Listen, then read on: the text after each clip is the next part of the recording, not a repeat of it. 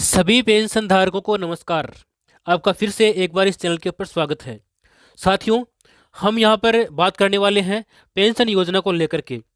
चाहे आप भारत के किसी भी राज्य में निवास कर रहे हो या आप किसी भी प्रकार की पेंशन ले रहे हो, जैसे कि वृद्धावस्था पेंशन, विकलांग पेंशन, विधवा पेंशन या इसके अलावा भी कोई पेंशन आप ले रहे हो, तो आज का ये वीडियो आपके लिए बहुत ही महत्वपूर्ण है, क्योंकि इसमें हम बात करने वाले हैं कि पेंशन जो आपकी है वो क्यों अटक रही है या समय पर क्यों नहीं मिल रही है, और इसके लिए सरकार ने कौन कौन से प्रयास किए हैं। अर्थात सरकार ने जो नए 7 नियम लागू किए हैं, उन सब के बारे में आपको एक एक डिटेल से बताने वाले हैं, और पेंशन इस चर्चा में क्यों है उसके बारे में भी अपन जानने वाले हैं। तो आप वीडियो को अंत तक जरूर देखें। तो इस वीडियो में हम बात करने वाले हैं कि बकाया पेंशन आपकी कब मिलने वाली है, और पिछली जो पेंशन रुकी हुई है वो एक साथ आपको कब मिलने वाली है और कितनी रुपए आपको मिलने वाली है। साथ ही अलग अलग राज्यों में कितनी कितनी पेंशन जो है वो आपको मिल रही है। देखिए, पहले अपन बात करने वाले हैं कि जो पेंशन है वो इतनी चर्चा का विषय क्यों है। देखिए दोस्तों, आप जानते हैं कि हर राज्य अपनी आर्थिक स्थिति के अनुसार पेंशन राशि तय करता है। कहीं पर 400 रुपये मिलते हैं, कहीं पर 1000 रुपये मिलते हैं, और कहीं पर 2500 से लेकर के 3000 रुपये तक दिए जाते हैं। लेकिन अब एक बड़ी राष्ट्रीय स्तर की पहल शुरू हुई है, जिससे लाखों लोगों को सीधा फायदा इससे मिलने वाला है। वो पहल कौन सी है, अभी अपन आगे इस वीडियो में जानने वाले हैं। देखिए, आज से 7 नए जो नियम हैं वो लागू हो गए हैं, और ये 7 नियम आपको सभी को जानने जरूरी है, ताकि समय पर आपको पेंशन मिलती रहे, आपकी पेंशन रुके नहीं। देखिए, पहला नियम है पेंशन राशि में बढ़ोतरी। अब तक अलग अलग राज्यों में अलग अलग पेंशन राशि मिल रही थी, लेकिन अब नए बदलाव के अनुसार वृद्धा पेंशन 2000 रुपये से 3500 रुपये, ये अलग अलग राज्यों की बता रहा हूं मैं आपको, और विधवा पेंशन 2000 से लेकर के 3500 रुपये तक। यह बदलाव खासकर कम पेंशन देने वाले राज्यों के लिए एक बड़ी राहत है, यानी कि उनमें भी अब पेंशन बढ़ाकर देने वाले हैं। तो ये था नए नियमों में नियम नंबर 1। अगला नियम है नियम नंबर 2। देखिए, डीबीटी प्रणाली और मजबूत किया गया है। अब पेंशन सीधे खाते में हर महीने पर आएगी। रियल टाइम ट्रैकिंग होगी पेंशन की। देरी और गड़बड़ी में कमी जो अभी हो रही थी वो दूर की जाएगी। मोबाइल पर एसएमएस अलर्ट आपको दिया जाएगा। जब भी आपके पेंशन आएगी तो आपको मोबाइल पर एसएमएस के माध्यम से सूचित किया जाएगा।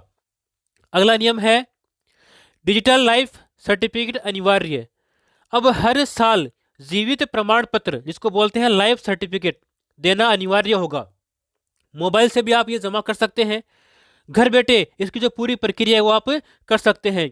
यदि आपने यह जमा नहीं करवाया है तो जमा नहीं करने पर आपकी जो पेंशन है वो हमेशा के लिए रोक दी जाएगी। अब बात करते हैं नियम नंबर 4 के बारे में। आधार बैंक लिंक अनिवार्य।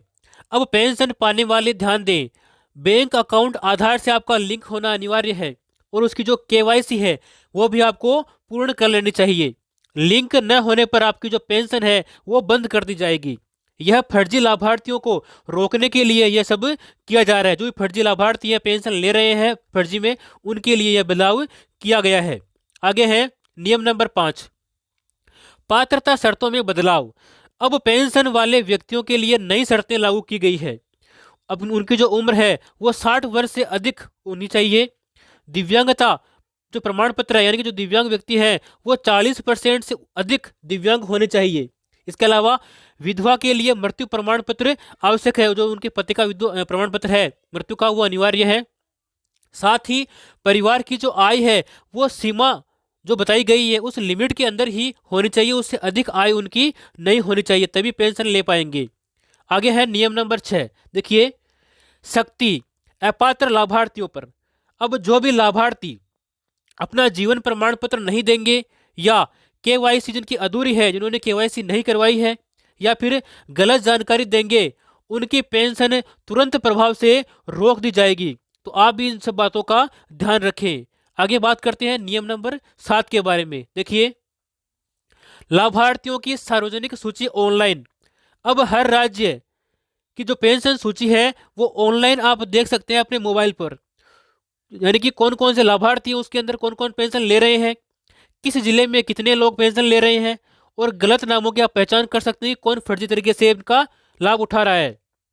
इससे पूरी जो प्रक्रिया है उस प्रक्रिया में पारदर्शिता आएगी और फर्जी लाभार्थी की संख्या जो है वो कम होगी। अब हम बात करेंगे कि कहां कहां अर्थात किन किन राज्यों में पेंशन की राशि में बढ़ोतरी की गई है। देखिए, हरियाणा में 3250 रुपये पेंशन मिल रही है। दिल्ली में 2500 से लेकर के 3000 के मध्य में पेंशन मिल रही है, अलग अलग कैटेगरी वाइज। कर्नाटक में 2000 रुपये और तमिलनाडु में 2000 रुपये पेंशन मिल रही है। अब कहां पर पेंशन बढ़ने की तैयारी है? देखिए, राजस्थान में 1000 रुपये से बढ़ा करके अभी 1100 रुपये मिल रहे हैं, तो 1100 से बढ़कर के 2500 रुपये से 3000 के मध्य का जो प्रस्ताव है वो पेश किया जा चुका है। उत्तर प्रदेश में भी 1000 रुपये से बढ़ा करके 2000 से 2500 रुपये के मध्य में पेंशन बढ़ाने के लिए प्रस्ताव जो है पेश हो चुका है, अभी ये पारित होना बाकी है। अब बात करेंगे जहां पेंशन अभी भी बहुत कम है वो राज्य कौन कौन से हैं। देखिए, महाराष्ट्र ऐसा राज्य है जहां पर अभी भी 600 रुपये पेंशन मिल रही है। इसके साथ ही पश्चिम बंगाल में 1000 रुपये, झारखंड में 1000 रुपये और बिहार में भी 1100 रुपये पेंशन अभी इस वक्त मिल रही है। साथ ही राजस्थान में लाखों पेंशनधारियों की पेंशन जो है वो रुक सकती है। वजह कौन सी है, अभी आगे इस वीडियो में जानने वाले हैं। अब इन लोगों को वृद्धावस्था, विकलांग पेंशन और जो दिव्यांग पेंशन है वो नहीं मिलेगी। देखिए, जिनकी आय निर्धारित सीमा से अधिक है या फिर परिवार की जो आय है वो राज्य सरकार की तय सीमा से अधिक है तो भी उन्हें पेंशन नहीं मिलेगी। ग्रामीण क्षेत्र में आय सीमा कम है और जो शहरी क्षेत्र है वहां पर थोड़ी सी आय की सीमा अधिक है। उच्च आय वर्ग के लोग इस पेंशन योजना का लाभ नहीं ले पाएंगे। दूसरा है, सरकारी नौकरी या पेंशन पाने वाले लोग भी पेंशन नहीं ले पाएंगे। इन लोगों को पेंशन नहीं मिलेगी। जो सरकारी कर्मचारी हैं, अर्ध सरकारी यानी कि सेमी गवर्नमेंट कर्मचारी हैं, सरकारी पेंशन भोगी और सरकारी बोर्ड या निगम से वेतन या पेंशन पाने वाले लोग हैं, उन्हें भी अब पेंशन नहीं मिलने वाली है। आगे है, 40% से कम दिव्यांगता वाले दिव्यांगों के लिए पेंशन रोक दी जाएगी। यानी कि दिव्यांगता यदि 40% या इससे कम है तो आप पेंशन का लाभ नहीं ले पाओगे और इसका जो प्रमाण पत्र है दिव्यांगता का वो अनिवार्य कर दिया गया है, इससे आपको पेंशन नहीं मिलेगी। जिनके पास जीवन प्रमाण पत्र लाइफ सर्टिफिकेट नहीं है उनकी पेंशन भी रोक दी जाएगी। हर साल जीवित प्रमाण पत्र न देने पर पेंशन रोक दी जाती है और बहुत से लोगों की पेंशन इसी वजह से बंद होती है, तो इस बात का आप ध्यान रखें। आगे है, जिनका आधार बैंक से लिंक नहीं है या केवाईसी अधूरी है या फिर मोबाइल नंबर लिंक नहीं है तो उनकी पेंशन भी रोक ली जाएगी। आगे है, जिनके नाम पर भारी संपत्ति है, अर्थात कई राज्यों में निम्न परिस्थितियों में पेंशन नहीं दी जाती है। यानी कि जिनके पास में बड़ा पक्का मकान या घर में कार है, ट्रैक्टर, दुकान या कोई बिजनेस करता हो, यदि व्यक्ति संपन्न है तो वह पात्र नहीं माना जाएगा और उसकी पेंशन रोक दी जाएगी। आगे बात करेंगे विधवा पेंशन में। देखिए, पति जीवित हो और दूसरी शादी हो चुकी है तो पेंशन नहीं मिलेगी। यदि पति जीवित है और विधवा पेंशन ले रही है तो उसको पेंशन नहीं मिलेगी। विधवा महिला ने दूसरी शादी कर ली है तो भी उसे पेंशन नहीं मिलेगी, उसकी पेंशन रोक दी जाएगी। तो अब इन बातों का ध्यान रखें।